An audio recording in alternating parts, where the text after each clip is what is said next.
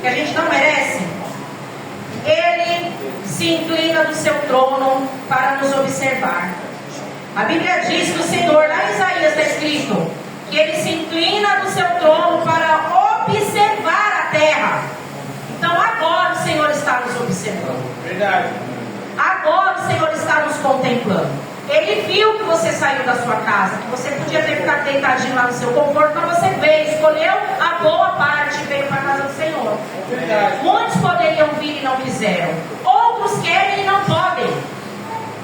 Nossa irmã Nancy ainda está lá hospitalizada. Está bem melhor, já não está mais na UTI. Fez ressonância ontem, hoje vai fazer mais exames, se eu não me engano, e amanhã parece que ela vai receber alta. Ela daria tudo para estar aqui agora. Nós estamos. Então que a gente venha valorizar a permissão do Senhor em estarmos aqui na casa dele nessa manhã. Amém? Eu queria, antes de nós partirmos para a palavra, cantar com os irmãos. Vou pedir para os meninos da sonoplastia colocar a letra do cântico. Esse aqui só os dinossauros na fé vão conhecer. Quem é muito novinho na fé vai acompanhar a gente, mas não vai conhecer muito não. É o 432 da harpa. Não vou pedir para pegar a harpa e sair, porque a gente tem outro recurso aqui, graças a Deus, né? Aí você fica sentadinho mesmo, mas vamos cantar ao Senhor. Esse cântico, o nome dele é Consagrado ao Senhor. Sabe o que é uma coisa consagrada? Você consagra quando você separa só para aquilo. Então quando você fala assim, ó, é consagrado, é porque é só para aquilo, certo? Então consagrado ao Senhor, eu estou declarando na minha boca que eu não pertenço a mais ninguém, que a minha vida, o meu eu, todo o meu ser é dele. Meu Deus. Certo? É dele. Sendo assim, eu me rendo à vontade dele. Na teoria, isso é maravilhoso. Mas na prática, gente, por isso que não é fácil ser crente, porque na hora que você vai praticar esse consagrado ao Senhor, é muito difícil. Praticar o consagrado ao Senhor é muito além, porque exige renúncia.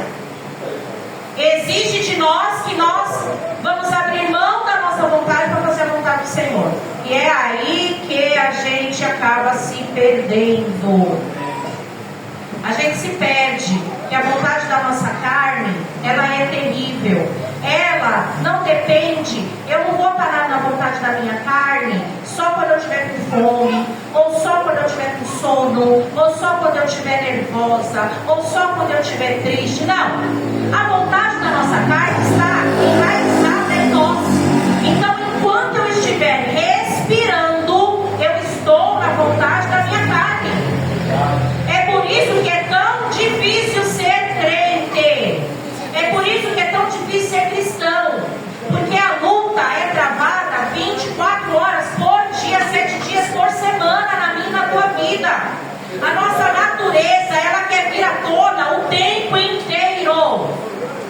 Nossa, pastor, é verdade. Porque, como Paulo disse, né, que o bem que ele queria, ele não fazia. Ele sabia que ele tinha que fazer, mas não fazia. Ele sabia que era certo. Mas aquilo que ele sabia também que não era para ele fazer, era o que a carne dele mais botava na mente dele. Faz, mente, odeia, inveja, guarda mágoa, guarda rancor mesmo. A concupiscência da nossa carne, ela é terrível, só que ela está na gente, está em nós. Não tem crente na face da terra que não passe por isso. Ah, é, né, pastora? Mas deve ter quem consegue lidar melhor. Com certeza tem. Sabe como? Se consagrando. Essa vida de consagração vai exigir de nós, não que a gente seja santinho.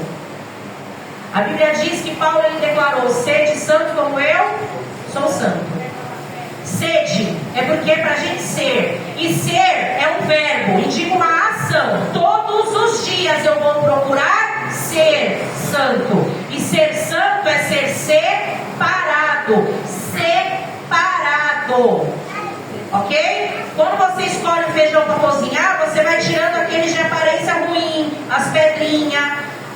Você vai tirando, separando aquele que você não quer para deixar só o excelente para pôr na panela. Quando nós estamos procurando nos consagrar ao Senhor, a gente está procurando dia após dia nos separar para ser santo como Ele é santo. Então não é tarefa fácil. É difícil, porque esse período de consagração vai exigir de mim e de você renúncia, oração, leitura da palavra, vida com Deus. Só que no meio do caminho a gente vai ter a nossa própria vida, as pessoas, as nossas fraquezas, os nossos anseios, as tristezas, os medos. Então, tudo isso misturado ao nosso redor e a gente lutando uma luta terrível dentro de nós mesmos. Por isso que eu estou dizendo, ai de nós, se não fosse a misericórdia do Senhor em ter nos chamado, nos impulsionado e o Espírito de Deus nos convencido de que era para a gente estar aqui nessa manhã. Porque era facinho para a gente trocar por ter ficado em casa. Até porque a maioria de nós trabalhou a semana inteira e gostaria de simplesmente ficar na cama até a hora que quisesse no pleno domingo. Mas você abriu mão. Isso já foi renúncia. A hora que você for convidado pela tua carne a odiar alguém e você não fizer isso, você está renunciando também. A hora que você for convidado pela tua própria carne a falar mal de alguém e você não fizer isso, você já está renunciando. Quando nós negamos a nossa própria vontade, já estamos renunciando. Então, eu falei tudo isso para a gente entender que a gente não vai cantar mais uma vez o 4-3-2. A gente não vai cantar mais uma vez esse cântico. Vamos cantar conscientes, fazendo da letra dessa canção a nossa oração nesta manhã. Minha vida, seja assim, consagrada a Ti, Senhor. Possa sempre, Tu por mim, operar o Teu amor. Já pensou se Ele fosse operar o amor só porque a gente merece? Não ia ter amor. Não ia ter amor pra gente. Porque a gente merece. Que amor é esse que entregou o próprio Filho, perfeito, maravilhoso, lindo, nosso herói, para morrer na cruz do Calvário, por mim e por você? Se por muito, muito pouquinho a gente já se irrita, a gente já não quer mais saber, é constrangedor. O amor de Deus nas nossas vidas nos constrange. Vamos louvar? Não vai ter som, tá? Nós vamos cantar a capela mesmo. Minha vida seja assim, consagrada a Ti, Senhor. Possa sempre Tu por mim operar o Teu amor. A minha alma amava Salvador.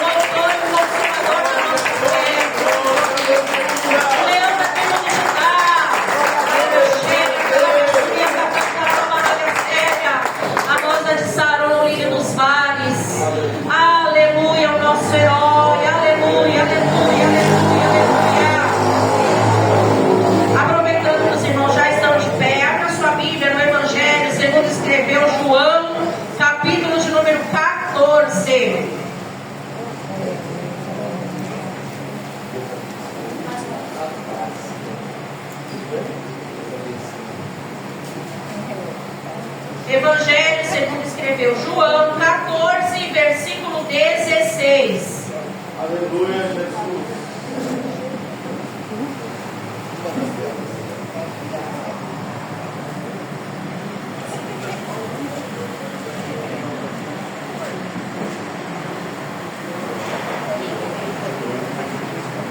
João 14,16 vai dizer assim: e eu rogarei ao Pai, que Ele vos dará outro Consolador, para que fique convosco para sempre, o Espírito de verdade, que o mundo não pode receber, porque não o vê nem o conhece, mas vós o conheceis, porque habita convosco e estará em vós.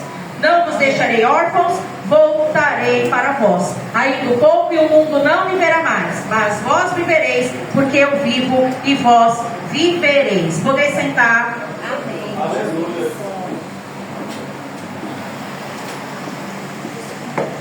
Louvado seja Deus.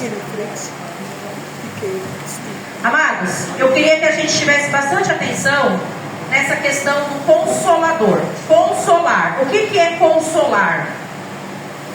Quando diz assim, eu vou consolar, eu lembro do quê? Em que momento que uma pessoa precisa de consolo? Na dor, o que mais? Na tristeza, na perda. Quando ela está se sentindo solitária, sozinha, né? Veja que você não pede consolo quando você está feliz, quando você está alegre, quando você está na bonança. Aí você precisa de consolo, não é? Você não lembra, você não vai pedir consolo. Mas se você parar bem para pensar, tem um monte de gente cheinha do dinheiro precisando de consolo. Então o consolo que eu preciso não está em bens materiais. Tem muita gente que está hoje se olhando no espelho com toda a fisionomia e o corpo e o cabelo e tudo padrão daquilo que a sociedade exige como perfeito, como padrão de beleza. Está tudo em cima ali, está maravilhoso, mas a pessoa ela olha, ela não consegue enxergar isso, porque dentro dela tem um vazio que precisa ser consolado. Ainda que ela esteja no shape, ainda que ela esteja maravilhosa, ela tem um buraco dentro de si. Meu Deus! Então é pra gente, eu estou falando isso, que é pra gente entender, porque às vezes, quando a gente passa pelas lutas, a gente pensa assim, ó, mas se eu tivesse casa própria, eu seria muito mais feliz. Seria feliz. Eu seria feliz. Se a minha casa fosse própria, eu seria feliz. Por isso, por ter uma casa própria. Mas eu não ia ser mais feliz porque eu ia ter a casa própria. Mas se eu não tivesse um problema de saúde tal, eu seria mais feliz. Você seria feliz. Porque você não teria aquela dor, você não teria que tomar tal medicação. Imagina quem tem que aplicar insulina todos os dias. Que terrível, tem que ficar levando a agulhada todos os dias, porque tem que ficar aplicando a insulina. Pensou, a pessoa recebe a cura, que maravilha, não tem mais que fazer nada daquilo. Só que ela não vai ser mais feliz porque vai ser curada, ela vai ser feliz. Nós precisamos entender, meus irmãos, e é isso que a humanidade, ela não entende, por isso que ela busca desenfreadamente a felicidade em coisas e pessoas. A gente precisa entender que a felicidade, ela tem nome, com 5 letras. Começa com J, termina com S. No meio tem o E, o S e o U. É Jesus. Verdade. Pastora, não é verdade. Não é verdade que a felicidade é Jesus, porque tem um monte de crente que vive dentro da igreja e não é feliz. Ó, deixa eu falar. A felicidade é Jesus. Mas enquanto eu estiver aqui nessa terra, habitando esse corpo corruptível, com essa natureza adâmica que eu tenho, e eu já falei que eu abri o culto, a hora da palavra falando sobre isso, enquanto a gente tem a situação corrompida que nós temos como ser humano, a gente não vai ter felicidade plena. Sabe por que a nossa vida não está pior? Porque nós temos Jesus. Verdade. Mas crente, ele deprime. Crente tem depressão. Crente tem dor de cabeça. Crente enfrenta câncer. Crente enfrenta um monte de problema. Jesus é a solução? É. Mas enquanto eu estiver nessa terra,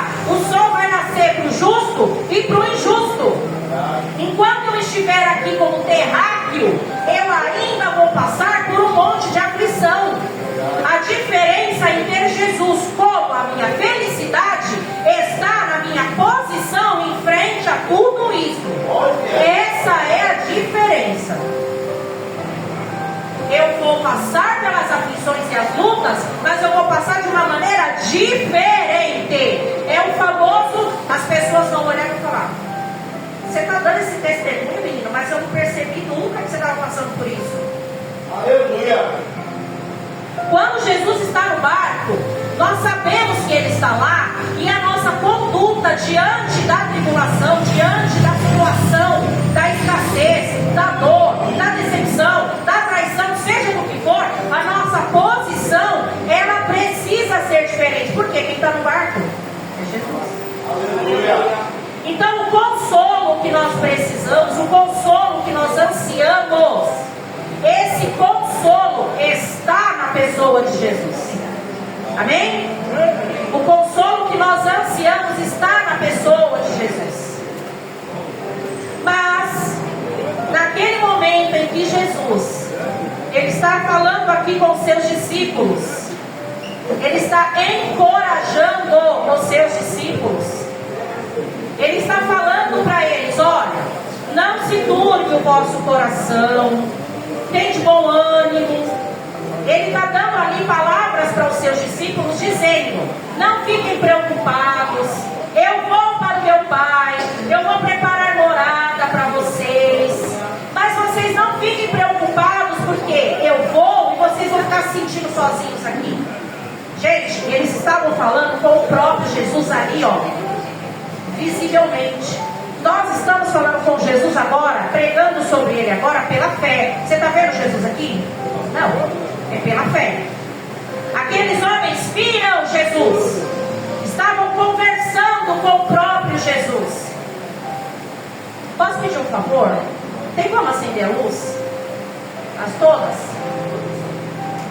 Minha atrapalha, tá, pastor? Você não fica bravo?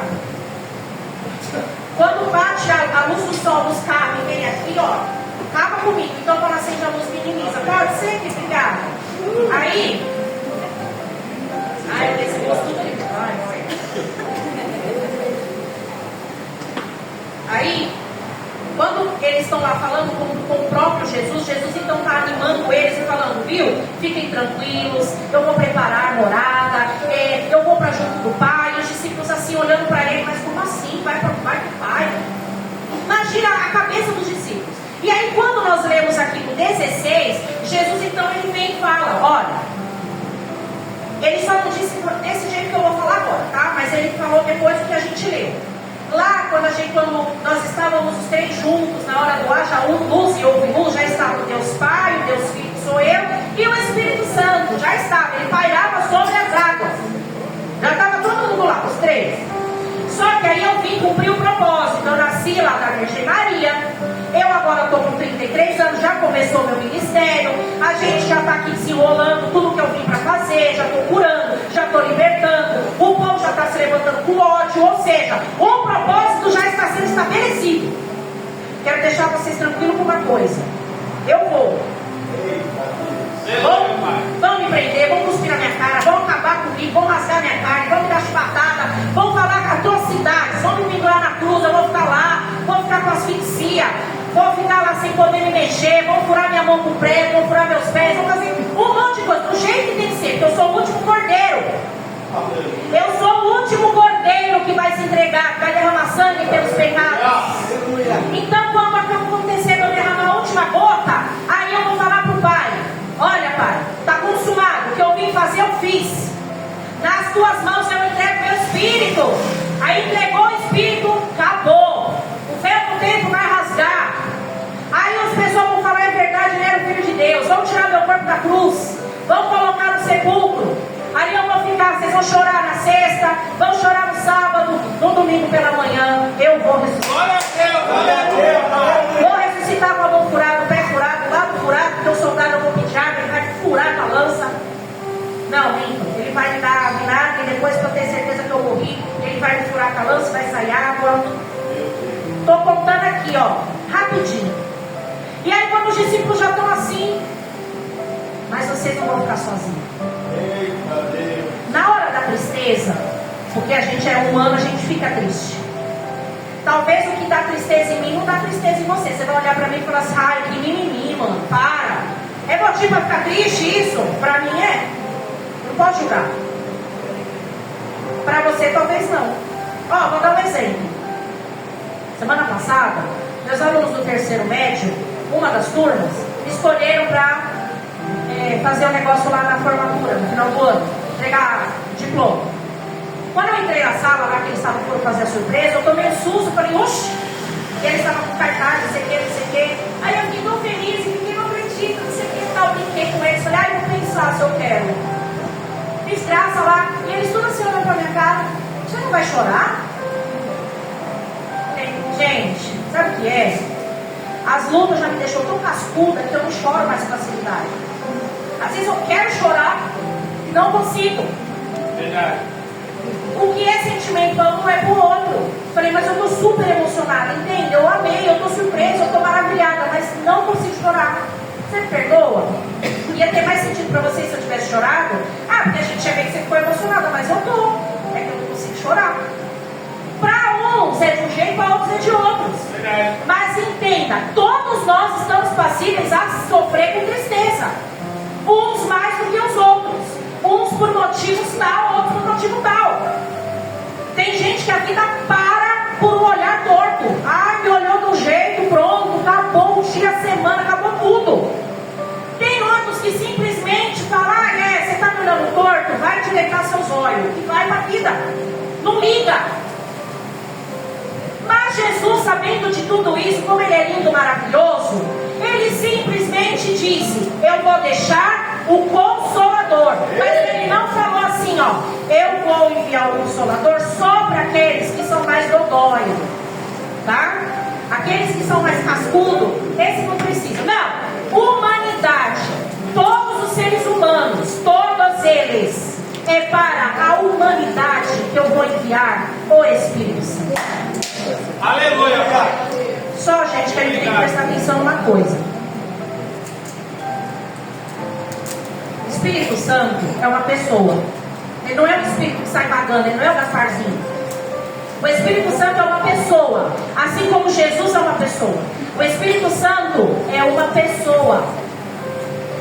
Muitas vezes, principalmente por conta das igrejas pentecostais, a gente só consegue fazer a associação do Espírito Santo com o movimento dentro da igreja. O povo falou em língua, o Espírito Santo. A irmã está no mistério, o Espírito Santo. Se não for o Espírito Santo, meus irmãos, a gente não se convence que é pecador. Se não for pelo Espírito Santo, eu não sou capaz de perdoar alguém que me feriu.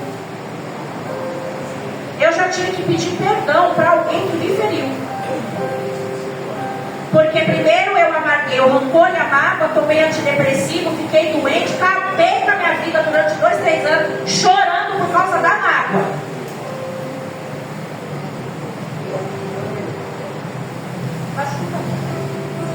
Aqui, menino. Eu enfrentei já um problema com mágoa, com rancor, com um monte de coisa. E quando eu decidi abrir mão do meu rancor, da mágoa que eu tinha dentro do meu coração, foi uma decisão minha. Quando eu decidi, o Espírito Santo me capacitou. E eu fui até a pessoa que me constrangeu, até a pessoa que me entristeceu e pedi perdão. E sabe o que a pessoa falou para mim? Não precisa me pedir perdão. Eu acho que ela não tinha nem noção do porquê que eu estava pedindo perdão. Eu não pedi perdão pelo que ela fez por mim. Eu pedi perdão por ter odiado ela todo aquele tempo que eu estava com mágoa. Saiu uma tonelada das minhas costas quando eu aconteceu. Eu fui liberta. Foi por quem? Pelo Espírito Santo. Glória a Deus, Pai. Gente, é por causa do Espírito Santo que eu posso cantar aqui um cântico da harpa, como a gente acabou de cantar, e sentir a presença de Deus de uma forma maravilhosa, do mesmo jeito que eu sentiria se tivesse o Renascer Praise cantando aqui. Não é quem está cantando, não é a música que está cantando, é você. Na pia da tua casa lavando louça, se tu der lugar para o Espírito Santo te cura, te transforma, te restaura, revela coisa para você lavando louça. Meu irmão, tu está lá dirigindo o carro num trânsito caótico, na maior tribulação. Dá lugar para o Espírito. Se concentra nas coisas de Deus, bota um louvor para tocar. E começa a buscar o Espírito Santo. Para você ver se você não é inundado pela presença. O Espírito Santo é maravilhoso. Então, se eu preciso de consolo, porque Jesus disse aqui, e eu rogarei ao Pai e Ele vos dará outro. Por que Ele disse outro? Por que Jesus disse, eu te darei outro? Porque Ele já era o Consolador. Jesus já era o Consolador ali. Mas Ele estava dizendo que Ele ia voltar para o Pai. Alguém tinha que ficar no lugar dele. Então Jesus pegou e falou, não fiquem preocupados, tá bom? Não fiquem tristes, tá bom? Eu vou mandar outro. E a Bíblia coloca Consolador aqui. Cadê, menino? A Bíblia coloca Consolador com letra maiúscula. Aqui, como está tudo letra bastão, a gente não vê com essa diferença. Mas na Bíblia você vê Consolador com letra maiúscula. Então, não era qualquer pessoa. Isso, da hora. Não era qualquer pessoa que Jesus ia deixar. Não era um ser humano qualquer. Era outro, capaz de ser consolador, como Jesus era ali para eles. Letra maiúscula, quando você fala de Deus, de Jesus, do Espírito Santo, a gente põe letra maiúscula. Por quê? Porque é um substantivo próprio quando você usa letra maiúscula. Significa que é algo próprio de alguém. Então, a hora que ele fala, eu vos deixarei outro consolador, esse outro consolador é igual a mim.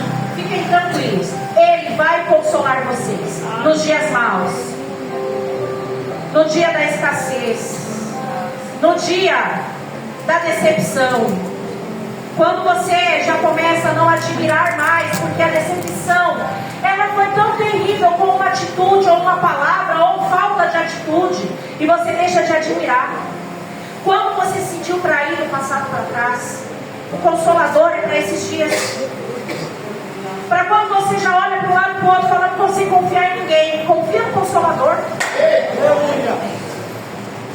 Ah, mas como eu disse, tem tanta gente que tem muito dinheiro e ainda assim sente um buraco dentro de si. Quando a gente olha a vida das pessoas da fama, o povo que é famoso, o Elvis Presley continua ganhando muito dinheiro até hoje. Fez 48 anos que ele morreu. De tanto usar remédios misturado com droga, mas era uma pessoa que tinha fama internacional. A Amy Winehouse, gente, que morreu daquela forma catastrófica, uma menina tão linda, de um talento, de uma voz, um timbre maravilhoso. Morreu alcoólatra, depressiva. Ela tinha um vazio terrível dentro dela, e esse vazio do ser humano tem um formato que a droga não consegue suprir, o álcool não consegue suprir, nada que a gente faça nessa terra consegue suprir esse vazio. Esse vazio tem o formato de uma pessoa, e essa pessoa se chama Jesus. Aleluia. E aí, mais uma vez, eu volto a dizer, pastora, mas por que a gente fala tanto que o vazio da alma do ser humano tem o formato de Jesus, e a gente vê tanto crente vazio?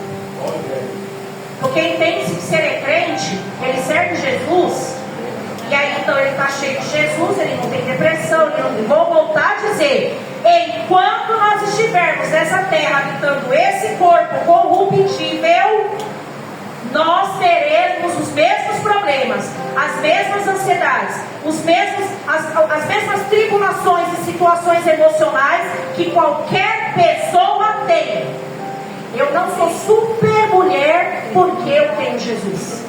A diferença é como eu encaro o problema que toda mulher encara, já que eu tenho Jesus. A diferença é isso. Eu não me considero uma mulher empoderada. Eu me considero uma mulher empoderada pelo Espírito Santo. Não por causa do meu corpo, não por causa das minhas unhas, não por causa dos meus filhos, não por causa do meu cabelo. Ai, não, porque eu não digo, meu marido não me manda, eu sou empoderada.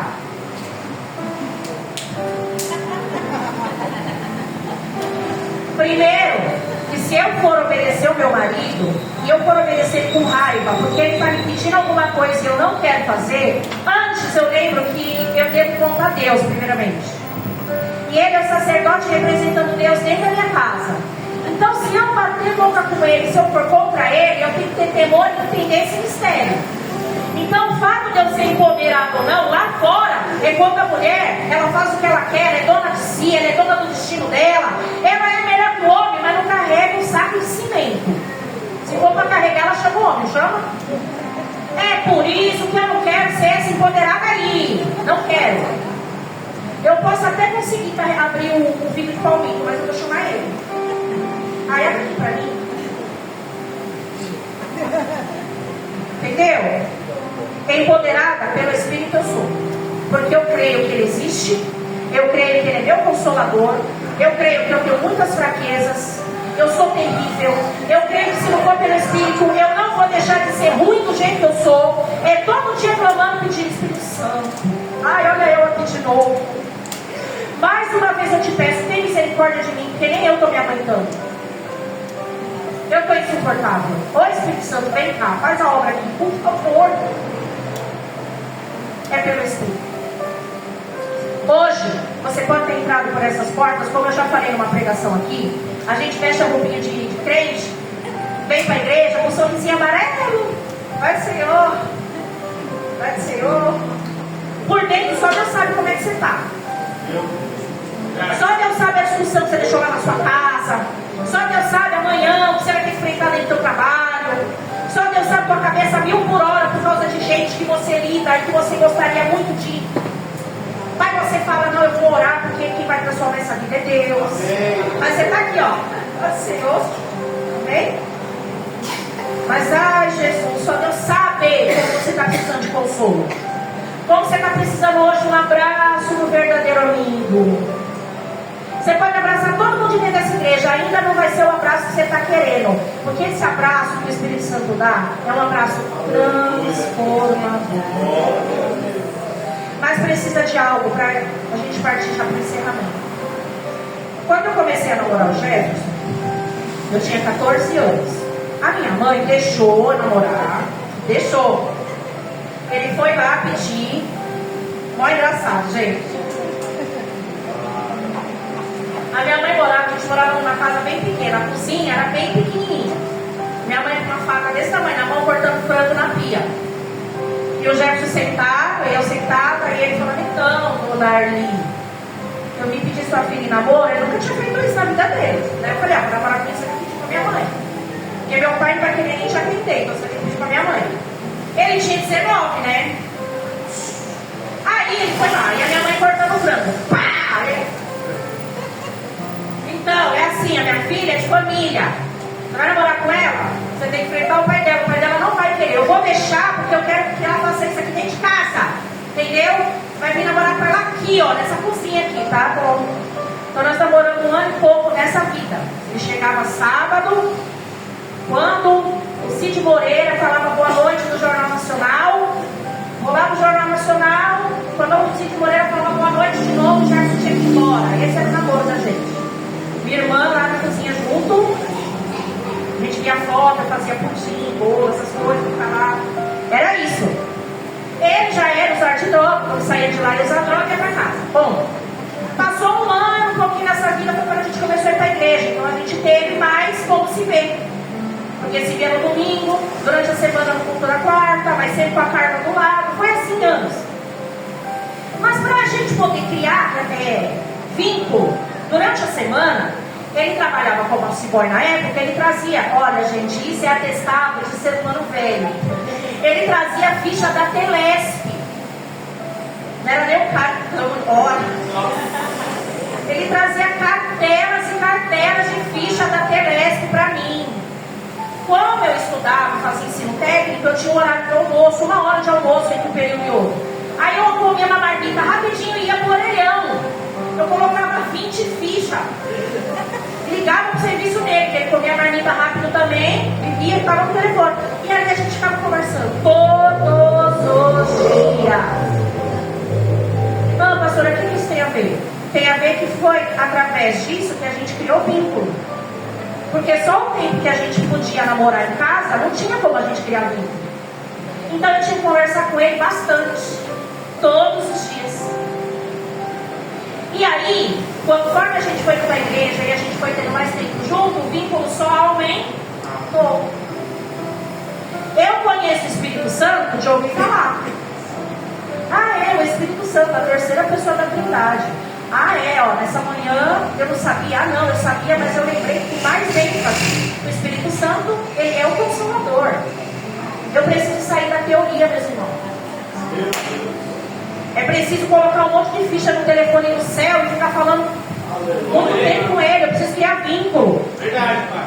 Eu preciso criar vínculo. Eu preciso manter o contato, sabe? Guarda o contato com o teu Criador. Eu preciso manter o contato, buscar o contato do Espírito Santo, através da oração, através da leitura bíblica. Ih, pastora, mas eu não sei orar. Sabe porque não sabe falar? Orar é falar, gente. Fala, coloca diante do Senhor do seu jeito as tuas demandas. Sabe, Pai? Do lado de fora as pessoas estão vivendo do jeito, mas aqui de dentro ninguém sabe como eu estou, o Senhor sabe. Mas mesmo ele sabendo, fala: ô Espírito Santo,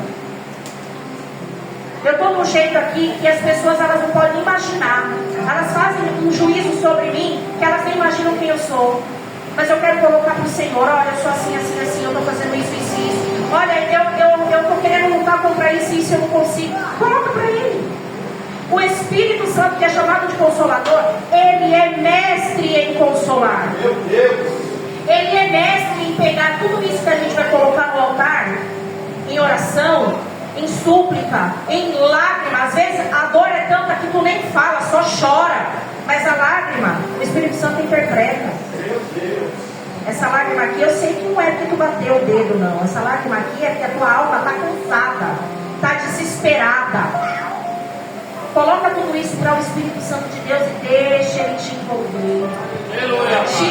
Tem um corinho que a gente cantava muito quando ia para o monte, né, na minha época bem pentecostal, que a irmã, quando começava, o irmão dava aquele pandeiro assim, ó: deixa o Espírito Santo te envolver, deixa o Espírito Santo te envolver, deixa o Espírito Santo te envolver. E você vai ver a glória de Deus aqui descer. Quando a gente cantava, muitas vezes era porque a gente queria mesmo o mistério, o movimento. Meus irmãos, deixar o Espírito Santo envolver é você começar a entender que o amor de Deus, ele não olha sua classe social, ele não olha a cor da sua pele, ele não olha nada em você primeiro para poder te envolver. Primeiramente ele te envolve, primeiramente ele te cerca, porque te ama. É porque te ama. Aleluia. Gabriel, coloca pra gente o Em Teus Braços. Fica de pé, igreja, pra gente encerrar.